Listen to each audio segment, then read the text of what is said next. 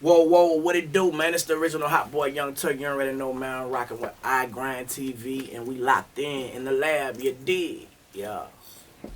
You just spoke on your battles with drug addiction, and of course, they've got a form of rap that's called user rap. You know what I'm saying? Mm-hmm. And of course, that's the big thing right now. How do you feel, especially with the recent passing of Juice World, Mac Miller, Lil Peep? What's your feelings on what's going on with that in It's it's the it's a current society? lifestyle, man. Especially in the music. You know what I'm saying? People feel like when you're in that environment, is around you. You have to indulge in it. But I indulged in it when I was young. I felt like, it wasn't no peer pressure. It just was the environment that I was in. And once I tried it, man, one was too many and 1,000 wasn't enough. You know what I'm saying? And I just chasing that same high that I felt the first time. And one thing led to another. I went from snorting to shooting. And to be honest, when I caught my case, I had prayed because I overdosed, and I prayed after overdosing.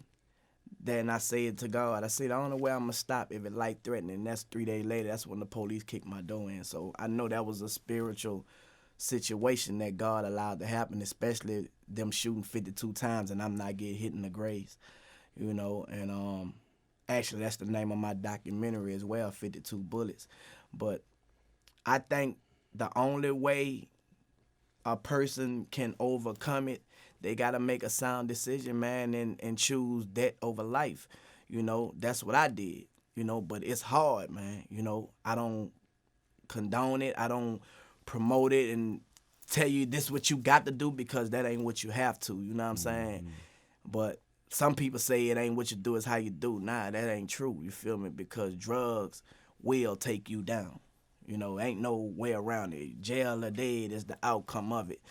So you got to choose, man, life or death when you dealing with that. You know what I'm saying? In the book, you describe yourself as a rich dope fiend. Yeah. Elaborate. Rich Dauphine was basically like, how they have junkies in the hood. They might be stealing. They might be selling their ass. They might be doing sexual favors for drugs. I didn't have to do junkie behavior for any drugs. It was always plentiful. Like one time I was on tour, Cash Money Rough Rider tour, and me and BG, of course, y'all know we was on heroin, cocaine together, and we performing.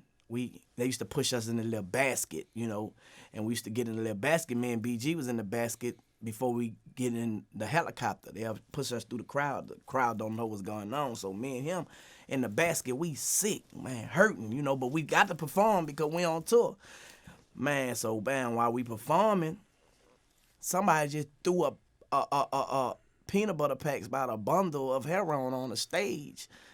So I'm not knowing what it was, but BG picked it up. You know what I'm saying? So when we get to the hotel room, BG like, bitch, you better come to the room. I'm like, man, I ain't coming to no room. I'm thinking he calling me to the room for some females or something. He like, all right, bitch, I'm good, I'm straight. So bam, I hurry up because I know what that mean. Man, he go up there, I go up there, man. Somebody done threw the heroin on the stage. It was just like that, like they'll give it to us. It was plentiful. In this city I went to, man, I remember going to every city. If somebody told you, man, Turk came in the hood in a cab on tour, they not lying because it had got that bad to where every city I went on tour, I had to go get right. I had to kill my sickness. I had a gorilla on me. You know what I'm saying? A real gorilla, and it was untamed.